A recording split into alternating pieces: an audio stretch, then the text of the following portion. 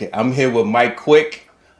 He is an actor, producer, numerologist, astrologer, all the way over light worker. I'm here having a conversation with him. Tell me a little bit about yourself. All right, so I don't technically call myself an astrologer or numerologist, but I do numerology and astrology because I don't actually say I am that because I kind of look at it in a different concept. We are, under these celestial bodies, but at the same time, we have to have a name for something. Yeah. So they call it astrology and they call it numerology.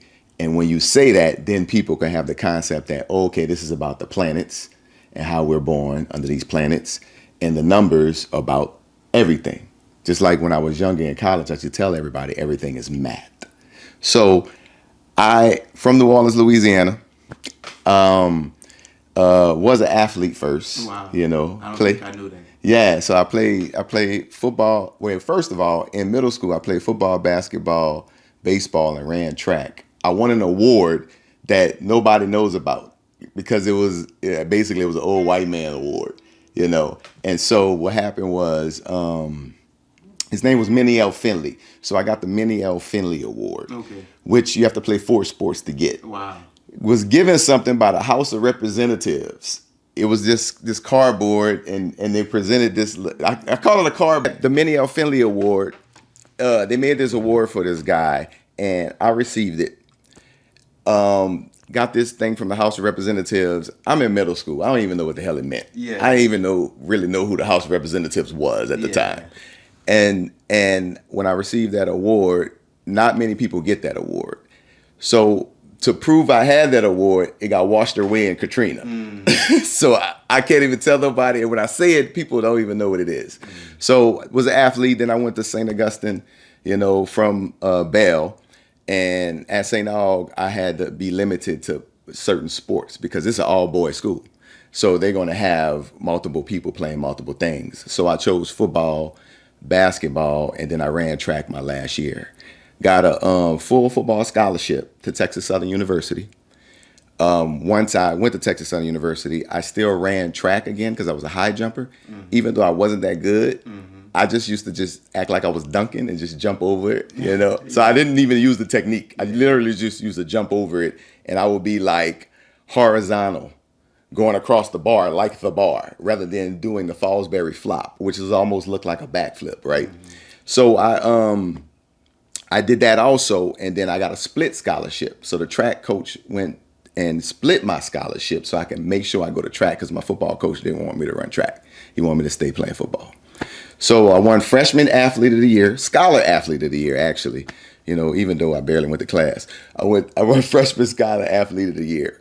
And I was really into sports, really wanted to go to NFL. Went through a few things and ended up getting a television production degree, long story short. And really, because I liked movies and I just chose something, Originally, I wanted to go to college for health home care. I wanted to open up my own health home care facilities. Me and my grandmother had a really close relationship. And I was like, you know what? I like old people. I'm going to take care of y'all. So that's what I thought in my head to do that. But at my school, I got confused with my counselor. She told me we only have health administration. And in my head, I'm like, I want health home care. She was like, we only have health administration. I was like, well, you can pick something else. What a great counselor. Why you didn't explain to me something else to stay in the medical field? She said, pick something else. And I picked television production. And so I started with that. Then after that, I end up in the entertainment industry doing acting. Decided to fly out to Los Angeles one day off a whim with the clothes on my back. Well, it's divine, Yeah, I just took that risk, which is good in life. So how did you first get into numerology? How did you first know that you had a gift and seeing these things and seeing these synchronicities? How did you first learn that you had a gift in these things? So before I didn't agree with astrology and numerology in the beginning. Somebody will call me a Capricorn, and I'd be like, I'm not like every other dude. Yeah. But they wasn't vast or knowledgeable enough to talk to somebody like me who is a Capricorn that's very earthy. You got to prove to me that it's real. But they will say I'm a Capricorn and that's all they know. So I never really agreed with it. And during those times, people used to come to me for advice all the time. Because I was very logical and practical, and I felt like I could see things in the future. By you just giving me a situation, I can see what that person is going to do to you if you're telling me about another person. By actions and movements and things that they said. I put all those pieces together. And so I was pretty accurate just doing that when people would call me for help. So later on, when I moved to Los Angeles, I was out there, and Los Angeles is a highly spiritual place, just like New Orleans. It is. And City of Angels. yes, it is. It's highly spiritual. So your intuitive ability in receiving stuff, it kind of strengthens there, just like it does in New Orleans also. And so while I was out there, in 2016, my sister was murdered by her husband. Wow. He shot her in the head in their house. Wow. And so like that was like hard on me because I got woken up out of my sleep and told that. And it's the weirdest, weakest feeling you can feel, to love somebody and somebody call and wake you up out of your deep sleep and say they dead. Like it hits you so hard. And I felt like that happened like that on purpose for me to really feel the full effects of how that is. And I like fell out the bed. I was like a little boy on the floor. And I was like, what? I like got super weak, you know? And so what happened was after that,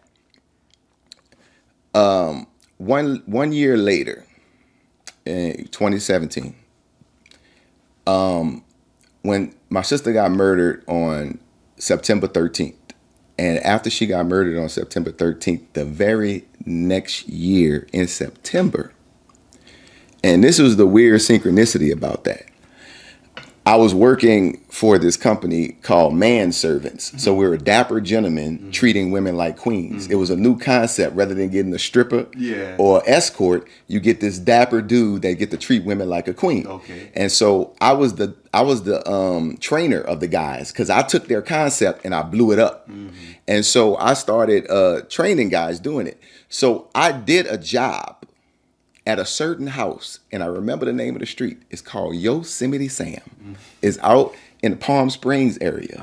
I think maybe even La Quinta, but it's called Yosemite Sam Street, right? So I was like, that's weird, Yosemite Sam, like off the cartoons, you know. And I go to this mansion, and I go there, and they're like, basically it's like some people have a bachelorette party or a birthday party, and they have us, and we're serving, we're treating them like nice, telling stories. Some people sing. So while I'm there, I was trying to get my mind off my sister was murdered. This is in 2016. So in the 2017, I went back to the same exact house in September. When September came, I kept feeling weird, like a weird sickly feeling, but I wasn't sick. It was just like some overbearing energy on me. And so I was like, why do I feel like this? This is like weird. And then I looked and I was like, oh, it's September. And it was getting closer to when my sister was murdered. So I kept seeing 9/17 on clocks. Prior to this, I always saw the number 22 for about 3 years. I kept seeing 22 here, 22 there on the clock, 22s. And I was like, damn, why I keep seeing 22? That must be my number. I'm supposed to be here. I see the number 22. And I worked jobs where it was a 22. Now I'm seeing 9/17. So it's throwing me off. I'm like, 9/17? Why I keep seeing 9/17? 9/17, 9/17, 9/17. Did a job for Nike. It was a LeBron James and Kevin Durant Nike commercial. I played one of the Warriors basketball players. LeBron came late. If you're a SAG actor, meaning you're a union actor, after 6 hours, they must feed you, or you are paid. I think I'm paid like $25 every 15 minutes. So they said lunch. We took a few steps. They said, no, go back. And we went back. It was because LeBron landed in the helicopter. So he landed in the helicopter. He said, I want to shoot right now. So we had to go back. So now I'm in meal penalties, right? Did the whole commercial. End up getting my check. It was $900 9.17 and 22 cents. Wow, bro. So my 22, I'm like, wait, 9.17 with my 22 now. This is weird. Like, what is going on? The check didn't clear, even though I put it in the bank. So I called Nike and asked them why my check ain't clear. Their checking company, not technically Nike. Yeah. And they was like, well, it cleared on the 19th. And I was like, today is the 22nd. So I called Wells Fargo and I was being like an asshole. I was like, I see all that stuff on the damn news. Y'all making people bank accounts and stuff like that. Where's my money? I said, this is from $1 billion company. Yeah. You should be able to give me my money, right? And it was like, I'm sorry, sir, just haven't cleared yet. I said, I already called them. It cleared. I need to pay my rent. I'm new as an actor, so I'm trying to make me some money, and pay my bills. And so while I'm talking to the lady, I looked down at my sister's obituary, which was below my desk. And while I'm talking, arguing with her, I realized today was the 22nd. And I looked down and I saw on her obituary, we buried her on the 22nd in September. And I kept seeing 9/17/22. 9 is September. 17, it was 2017. And 22, it was the 22nd. My check was 9/17/22. While I'm on the phone with Wells Fargo, arguing about the same numbers I'm looking down at, it like froze me for a second. And I was like, okay. And I kind of got off the phone with her because I didn't feel like going back and forth again. Then I started looking up, what is 9/17? What is 22? And that started my journey. My sister's dead. And that energy came back on me and was showing me numbers, making me pay attention. Showed me the numbers so many times, showed me on the clock, put it on my check. Like out of nowhere, LeBron came at the exact time to make my check 9/17/22. Divine. If you don't mind, tell me a little bit about your relationship with New Orleans, and just be real. As someone who moved away and came back, just be real. I don't want to exist in an echo chamber. So, oh well, I would say my situation with New Orleans, it might be different from a lot of other people because while I was here, I was like an inside child. Okay. My mom used to tell me I'm getting on her nerves. Do I have any friends? Can you go anywhere? Can you leave, please, Michael? Go, like leave. Yeah. And I'm like, why? I said, I'm at home. Most parents will want to see that their kids are safe. Yeah. And she was like, you're getting on my nerves. Yeah. Go get some friends. Yeah. I only have one friend. Okay. So I'm very fickle at that time about friends. That's how technically Capricorns are. They like very fickle and filtering of friends. So I didn't go out that much. That one time I decided to go out, we went to Club Rumors with one of my St. Aug buddies. Back in the day. Yes. And I never got an opportunity to go in Club Rumors because Club Rumors was known for somebody to eventually shoot. Shooting. Yeah. So by the time I got there, they already did the shooting. So I didn't get a chance to go in. So I only been in the parking lot. So I really didn't go to any clubs. I really didn't hang out much. I just went to like school functions sometimes. So when I left New Orleans, I really didn't know the real full concept and the real essence of New Orleans because I was just living in it and I was being. So when I went other places, I was like, oh, wow, we're different. Yeah, we are. Like, oh, wow, we're a different breed. We are. Because of the connection of French, Spanish, Native Americans, and Africans all in one. You got this like really beautiful mixture of people, because you can even tell by New Orleans people accent is like a French person trying to talk English. Oh, cool. Yeah, yeah, exactly. And we didn't know we were speaking French when we were kids. No, we I got beaucoup money. Yeah. I didn't know that was French. I thought that was an English word. It is, yeah. So I came back and my return like really opened me up to the essence of New Orleans. I was driving all around, meeting so many different people, checking out like really the culture. And I was like, I even know Medellin, Colombia better than New Orleans. So I was like, I'm about to ride around New Orleans and actually learn the city that I'm from. And so once I learned that it's a beautiful culture. I learned that it's Spanish people built French buildings. I learned New Orleans, like I felt so dumb when I learned this. New Orleans is actually Orleans, France. And I was like, oh, I felt like a dumb. I was like, oh, we the new one. Yeah. Oh, like New York. New It's- Amsterdam. Yes, exactly. And so I was just learning all those things. So I learned a lot of where I was from late because okay. I was a enclosed child. And I don't know. I don't know why I was that way, but at the same time, it's like I didn't really care to go out. I didn't really care to impress people like that. And people kind of made me feel weird because I was highly receptive of energy. And so when you're young and don't know how to handle that, you don't really go around too many people. And then when I did go out, I used to catch a wall. You ever heard like catch a wall? I put my back on the wall so I could see everything. Yeah. And that I took that concept everywhere I went, to Colombia, even to Los Angeles. Keep the scene. Yes, always peep the scene. And I realized even in Los Angeles, I didn't really have to do that. Everybody was just happy and enjoying themselves networking. Yeah. They were more brown nosing than one to rob you. Yeah. So my thing about New Orleans, I think, is a very beautiful city with major strong culture. And when I talk to like Puerto Ricans and Hondurans, they feel at home here. So we're like another country inside this country. We're an island. Yes, Our own island. we technically are because we're surrounded by the water. Yes. Like literally. And there's only 4 ways to go to the east of New Orleans. There's them 4 bridges. If all those bridges cut down, we back there stuck. Yeah. Like literally. So I was like, oh, wow, this really is an island. This really is very different. And you can go all around the United States. And there's nothing like the essence of New Orleans. I feel like it did change a little bit. The reason I feel like it changed a little bit was because Katrina. Katrina washed away a lot of the culture and the people of New Orleans. And so they went to other places. And other people are coming to New Orleans.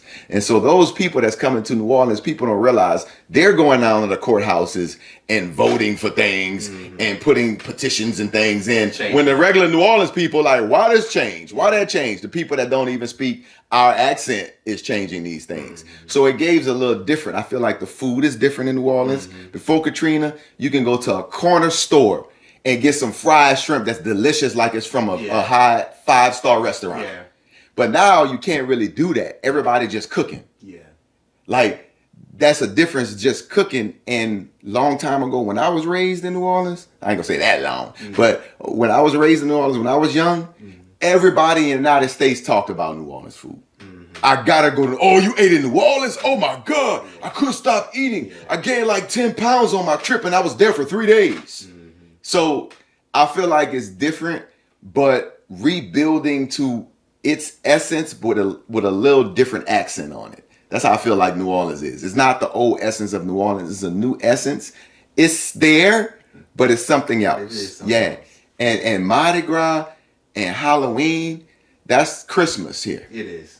Like It's our seasons. Yes, That's like Mardi Gras season. Oh yes, exactly. Like even man, like I didn't know Halloween was so awesome in New Orleans. Yeah. There's so many cool parties. Spirits are coming out. Yes, and that's how it was in LA. The same way. I was at the weirdest party where I felt like it was nothing but spirits because everybody had to be in costume. You can't get in without a costume. Yeah. And everybody was hiding itself. And you know the story of Halloween, the reason you put a costume on, you know why? No. You put a costume on because of whatever you did to a spirit in the past that has died. This is the day it comes back to look for you, to haunt you. So you have a so you costume on. cover yourself and you hide. Wow. So they can't recognize Wow. you. So everybody's at this party at the Roosevelt Hotel in Hollywood, right? And I'm like, hey, y'all feel the same? I'm telling everybody, y'all feel the same thing I feel? It was like, yeah. Why is this so weird? Everybody I looked at, I felt this weird spirit from them. Like, somebody looking for you. Somebody looking for you too. Wait, are you a real person? I swear, it was like the spirits was at the party, enjoying themselves. So that's real. The spirit of Halloween, that's real, you know, and people don't realize we make things real. It ain't just existing. If you and me don't believe it, it don't exist in our universe. The more people don't believe it, the more it disappears. Yeah, bro. So we're in Aries season. Aries represents the ram, right? Yes. We're just in some tumultuous times. Our year started with the terrorist attack. Just how can we as spiritual people navigate the times that we're in, just positively. Navigate the times that we in spiritually. Yeah. For like, say for instance, the tangible things that are happening around us. Yeah. One concept I always use, and I even told this to a guy at the gas station, because a lot of people hate Donald Trump, and they hate him so much they talk about him a lot. So I'm at the gas station pumping my gas, and he was like, "Hey man, you'll give me $2 to pump your gas?" Yeah. Hey, with that Donald Trump, he just stupid, huh? Yeah. And I said, "You like him?" "No, hell no, I don't like him." I said, "Why are we talking about it?" Exactly. I said, "Talk about what you want, not what you don't want." Okay. So therefore, in life, you're going to have feelings for bad things that happen. But if you pour yourself into every bad thing that happened, you ain't going to have no energy for yourself. Absolutely. You're going to lose yourself. Absolutely. And you're going to be waiting for something to happen. And then you're going to get sick. Absolutely. You know why? Because you're making yourself sick, because you're looking for all the bad things. You need to look for something positive. So put more positivity in you and keep your mind clear for what you want. Find out who you are. When you find out who you are, you ain't going to be worrying about all that other stuff, because you're going to know how to navigate the world better. So when these tangible things are happening, if you know who you are, they won't affect you and you can still talk about them. They won't affect you and you can forget about them. And they won't affect you. I can say that because that's how my life has been. I don't just talk about things. I live exactly what I say. Okay. Like when I'm saying I do this, I actually do this. And I'm the person that people say, "Why you so happy?" You know what my reply is? "Why you not?" Exactly. Why you worrying about everything? And you keep saying the same person name, and I'm telling you, you care about him. I don't care about him. Yes, you do. Yeah. You don't even realize hate is a product of love. It's not the opposite. It's a product of it. Love is it, period. And there's all different parts of it. The hate is love, because somebody say they love you and then y'all break up and they say they hate you. You know why? Because it's strong. It's like, I love you so much it's hurting, so I hate that I'm going through this. So I hate you because you did this to me, even though you didn't. They doing it to themselves because it's in their mind. They're saying these things to themselves. So now you got to blame it on somebody. Misery loves what? Company. So I'm going to blame it on you because I'm going through this because I chose you. Oh, you chose me? So why is it my fault? Just like a girl told me, you know, I know what I deserve. I said, how? How do you know what you deserve? If you're in a terrible situation right now and you chose that, why you chose that if you know what you deserve? That means you can't even see. You can't see. You chose what you don't deserve and now you got to get rid of it. Why you ain't choose what you deserve? Exactly. Why you didn't go for what you liked that?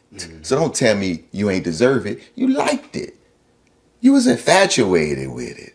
You wanted to try it out. Yeah. And that's what people do with humans. And then we blame the other person. I always tell everybody, I made myself mad at you. I made myself mad. You ain't make me mad. I made myself mad. I choose not to be. I choose to be. Okay. That's your philosophy. Yeah. That's dope. Okay. So we're in this new Orleans, this new thing. We're about to have a new mayor in about 6 months. Tell me what you want for the future of New Orleans as a homeowner, as a person who's put down roots here again. Tell me what you want for the future of New Orleans. Me personally, what the first thing I want is more people to develop something for the young people so they can understand that they're affecting the future.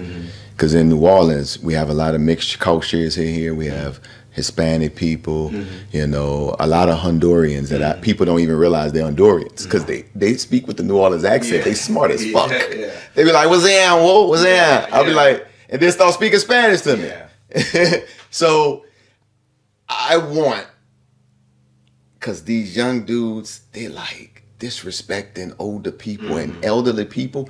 No matter how bad you was in New Orleans, we always respected the elders. The thuggest person. Yes. They will stop. Yes, ma'am. Yes. No, ma'am. How you doing? Acknowledgement. Yes. You know, nobody could walk by you and you don't speak to them. It's acknowledgement. Now, I wish we can take that old part of New Orleans and bring it back so they can understand and have more respect for the elderly and the people who got you here. And so you can change, because the young people are the future. People are working on adults. You're fucking counseling adults. You shouldn't be counseling adults for our future. You should be counseling kids. You should be teaching kids in the school how to make the world better. You're teaching adults. No, you're just teaching kids math, social studies, history. No, teach them cause and effect. Like the things that you do, you kill this one person, you about to affect all the people that love them. So you ain't just kill them. You kill multiple people. Effect. You kill faith. You killed love. You kill so much stuff by killing that one person. Like, people have to understand you're taking a life from someone. And these kids, they don't care. They don't care if you hurt yourself just so they can steal a little money or steal your gun. You know, and they getting tactical. One ride the car, the other one hitting on the lookout. And it's like, wow, that's how bad we got. That we have groups of thieves. Not just one person going their own. Squad. They squads. And I'm like, it's that many people are coinciding with each other that have the same concept of stealing. Like, wow. That's crazy. Or who was the cancer in this group? Because there had to be one cancer in this group. Because there had to be the bad one to spread to the other one. Like you to look out, you this, oh man, I don't want to really steal, but I'll drive. You know what I'm saying? So they putting together these teams. And they don't even realize, if you put together a team, you go invest, you go trade together and pay attention to concepts, you can make legal money. They don't even realize that. Their mind is lazy toward that. Because you know why? They're taught, people of color, they're taught that they're stupid. And then their parents tell them they're stupid and fuss at them rather than having a conversation with them as an adult. I used to talk to my kids like adults because I didn't want them to say anything wrong, and then I have to teach them that ain't right. That's not correct. Like my son was saying, he was saying foon instead of spoon. And I was tired of him saying that. I said, we need to speak properly. I'm not going to teach you later on it's a spoon. I need to teach you right now. It's a spoon. He got so upset at me that I told him, you're going to stand right here until you say spoon. Some people be like, why you being so hard on him? I'm not being hard on him. I'm helping him. Yeah. So stay right here. He was pissed off at me. Oh, foon. And I'm like, spa, foon. I was like, spa, And he said, spoon. That is. Huh? And the biggest smile on his face, he was so happy. And he thought I was being mean to him. But turning a negative into a positive is way better than it's just being positive. People don't understand it's a different effect because it's a whole change. Because sometimes you got to be negative to get a positive result. Sometimes you got to be hard on a kid so they can understand in the end, this is for your own good. You know, positive and negative isn't all bad. Negative could be bad and good. Positive could be bad and good. People don't know that. Give a drug addict $10. You thought you was doing something good? You gonna shoot it up. That nigga dead. Yeah. Oh, he dead now. Yeah. Oh, why he dead? Because you gave him $10? I thought I was being good. No. Logically speaking, you wasn't. You know? So that's my kind of concept. I just wish they could bring that old New Orleans back, you know, and have the respect for the elderly and teach these younger kids that they are the future. So they are the future of change. And if they're acting like this right now, if that increases, things going to be worse. Martial law, it's going to be world war. No, it's going to be war in every city. Everybody's going to be at war. Everybody going to start their own gangs, you know? But I don't want to get too deep in it, but that's how I kind of feel about it. Do you have any predictions or anything that you want to say for the year that we in, astrologically or numerology wise? Just a few words. Yeah, I mean, I got actually a lot to say. Something brief, you yeah, know. I got a lot to say about this year. Okay, so this year is 2025. So 2025 adds up to the number 9. But at the same time, you still pay attention to the actually numbers that add up to the number 9, which is the 2, and then it's another 2, and then it's a 5. So 9 itself represents, well, actually the planet of the number 9 is Mars. So Mars is aggressive. That's why, I don't know if you notice how people been driving lately and acting. They're very aggressive, you know. 9, like even in numerology, the number 9 is supposed to be humanitarianship. But to me, it can be. But it's not really if you don't have somebody that really want to be a humanitarian, because the number 9 don't like to be told what to do. It like to do it on its own. So it rather you not tell me, oh, take care of these people this way. It rather have its own idea, its own innovation, and take care of those people. So it loves to be disruptive, you know, and it's fiery. It's like it will fire up because it's Mars. So Mars fires up. So it's basically, you see your target, you fire up and you go toward it. Like no hold barred. It's not no holding back. Because fire signs, that's what they do. They see what they want and they fire up. So Mars rules Aries. You just say we're in Aries season. Right. So therefore, you will feel even more fire because it's the number 9 of the year. Plus, we in the ram. What does a ram do? When it drops his head, what it's doing? It's about to knock down something. It finds what it's want. And so Aries season mixed with the number 9 is actually a powerful concept if your like astrological chart relate to these energies. Because some people will have Mars in a bad spot, you know, and it can be like, you know, be afflicted. Like it cannot function to its full potential, you know. So with the number 9, I would say be more humanitarian. Do most stuff for people. Because if you do, you go get rewarded. It's about endings. The number 9 is at the end. It's actually our last number. We have 9 numbers. And then it starts over to the 1 again, which is 10. Because 1 plus 0 is actually 1 again. And then 2 is 11. So it's endings. So end things. You know, relationships that do not serve your purpose, end them this year. It's a perfect year to end them. Because you're cleaning yourself out for the number 1 next year. The number 1 is initiation, getting things started. So they say that 9 is endings and new beginnings. The new beginning part, what they don't explain to you, is because you ended something. Because when you end something, that piece is no longer with you. So you are new right now. But the real initiation of the new is in the 1 year.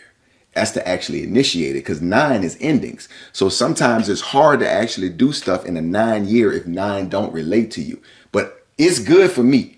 9 is a lucky number for me. Me too. Yeah. So because it's a lucky number, it's like I fire up and I swear a lot of things come to me during Aries season. Like a lot of things just come. And that's the beginning of the seasons. People don't realize that. That's really the new year because it starts the seasons over. Thank you so much for sharing your grace, your energy, your knowledge. I'm learning different things that I never knew about you and that I didn't know about, period, about Halloween, about... So just tell us how you feeling in this moment. This moment of life or right now? Just right there, right here in this Oh, space. I feel good, man. I feel good. I'm happy. I'm mostly a happy person anyway. So, you know, I always say every day is a gift.